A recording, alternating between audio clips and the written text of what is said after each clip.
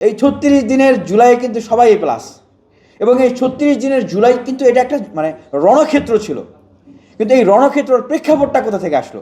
কোটা সংস্কার আন্দোলনের একটা পর্যায়ে যখন সরকার প্রচণ্ডভাবে দমনপীড়ন শুরু করলো, রাশেদ ভাইয়ের জেলখানায়, নূর ভাই হাসপাতালে, তখন আন্দোলনের নেতৃত্ব কাজে তুলে দেওয়া লাগলো। সেই সময় আমি কেন্দ্রীয় যুগ্ম আহ্বায়ক এবং আন্তর্জাতিকের বিষয়টা সমন্বয় করতাম আর কি। তো একদিকে বিভিন্ন অ্যাম্বাসিতে যাইতাম, জাতিসংঘ, ইউরোপীয় ইউনিয়ন, এই সমস্ত বিভিন্ন জায়গায় যাইতাম।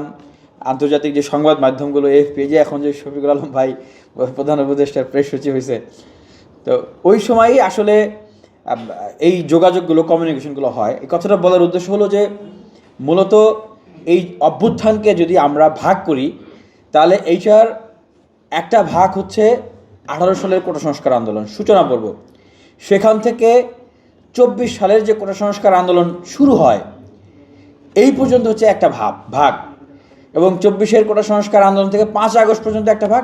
তারপরে বাংলাদেশে অভ্যুত্থান পরবর্তী আরেকটা সময়। আমরা কোনোটা বাদ দিয়ে এখানে কোনোটা করতে পারবো না। আমরা যদি কোনোটা বাদ দিতে যাই, আমরা কোনোটা বাদ দিতে গেলেই কিন্তু অভ্যুত্থানটা অসম্পূর্ণ রয়ে যাবে।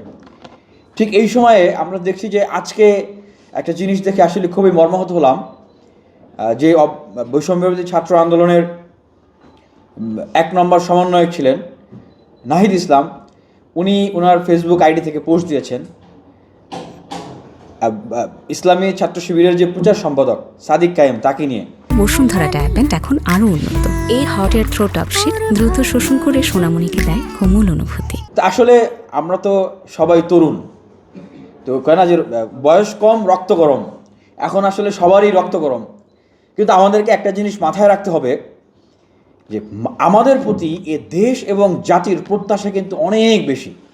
একটা জিনিস মনে রাখতে হবে যে এই তরুণরা, আমরা যারা এই 18 সাল থেকে এই দেশের তরুণ তরুণীদেরকে এই দেশের মানুষের ভিতরে একটা জাগরণ তৈরি করেছিলাম, আমরা যারা দেখিয়ে দিয়েছি চোখে আঙ্গুল দিয়ে যে শেখ হাসিনা ছাত্রলীগ মেরে পিটিয়ে আহত করলে হাসপাতাল থেকে আবার এসে ছাত্রলীগের বিরুদ্ধে এই বিশ্ববিদ্যালয়ে দাঁড়িয়ে প্রতিবাদ করা যায়।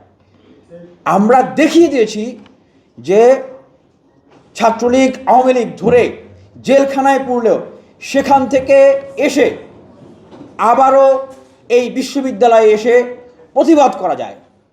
আপোষহীনভাবে আমাদের যে বিপ্লবের যাত্রা, সেই যাত্রা দিয়ে আমরা এই তরুণ, এই দেশের মানুষ, এই যে বিপ্লব এবং এই যে রাষ্ট্র সংস্কারের যে কনসেপ্ট, এখন বিপ্লব, অভ্যুত্থান পরবর্তী যে বিপ্লবটা কীভাবে, এই রাষ্ট্র সংস্কার হলেতে বিপ্লবটা হবে, এই কনসেপ্টটা কোথা থেকে আসলো?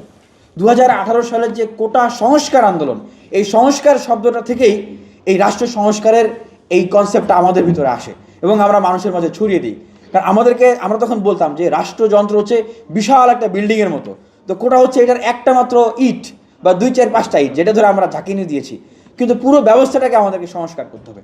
সুতরাং আজকে আমরা যারা বিপ্লবের কথা বলি, আজকে আমরা যারা সংস্কারের কথা বলি, রাষ্ট্রের গুণগত পরিবর্তনের কথা বলি, অবশ্যই এই চেতনাটাকে 2018 সাল থেকে ধরে নিয়ে এসে 2024 সাল পর্যন্ত নিয়ে আসতে হবে। অন্যথায় আমরা যদি শুধু 36 দিনের ভিতরেই এইটাকে সীমাবদ্ধ করে ফেলি, তাহলে দেখা যাবে যে এই 36 দিনের জুলাই কিন্তু সবাই প্লাস, এবং এই 36 দিনের জুলাই কিন্তু এটা একটা রণক্ষেত্র ছিল। কিন্তু এই রণক্ষেত্রের প্রেক্ষাপটটা কোথা থেকে আসলো? প্রেক্ষাপটটা যদি আমি না জানি এবং এই প্রেক্ষাপটের আকাঙ্ক্ষাটা যদি আমরা না জানি, তাহলে দেশের মানুষকে আমরা কোন জায়গায় নিয়ে যেতে চাই, বাংলাদেশের রাজনৈতিক পরিস্থিতি, সামাজিক অর্থনৈতিক পরিস্থিতি, সাংস্কৃতিক পরিস্থিতি আমরা আসলে কোথায় নিয়ে যেতে চাই, সেই আকাঙ্ক্ষার জায়গাটা সেটা কিন্তু আমরা দেখাতে পারবো না।